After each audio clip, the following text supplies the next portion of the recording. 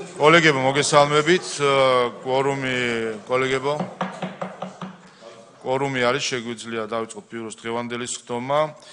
განსახილულ საკითხებში გვაქვს კორუფციის წინააღმდეგ ბრძოლის შესახებ კანონის პირველი მოსმენით, სახელმწიფო ქონების კანონშცვლილება მეორე მოსმენით პაკეტი, კორუფციის წინააღმდეგ ბრძოლის პროექტი მეორე მოსმენით, განათლების ხარისხის განვითარების შესახებ კანონშცვლილება პირველი მოსმენით.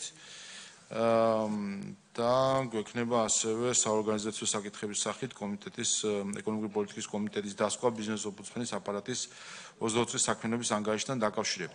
ასევე რაც შეეხება მიმდინარე კვირას, როგორც თქვი გუშინ ბიუროს სხდომაზე, ჩვენ ხვალ გვექნება ინფრასტრუქტურის მინისტრის ინტერპელაციის პროცედურით მოსმენა.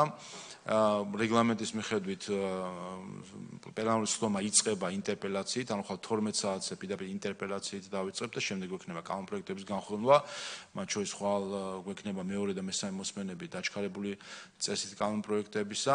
გარდა ამისა, შემოვიდა ასევე შემდეგი ინტერპელაციის კითხვები ფრაქცია ქართული ოცნებისგან პრემიერ-მინისტრის მიმართ, როგორც იცით, ყოველი თვის ბოლო სასიო კვირას არის შესაძლებლობა პრემიერ-მინისტრის ინტერპელაციისა. ვინაიდან მიმდინარე და საჭირო არის ამისთვის პლენარული სხდომის კვირამდე ერთი კვირით ადრე იყოს კითხვები დასმული.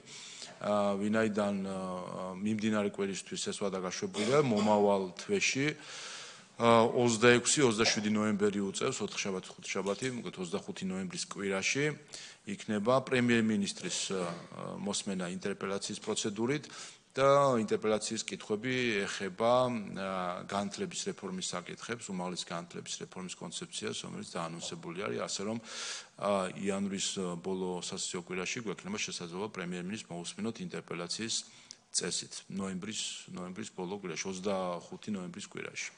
სხვა საკითხები თუ არ არის, გადავინაცვლოთ სხდომათა დარბაზში.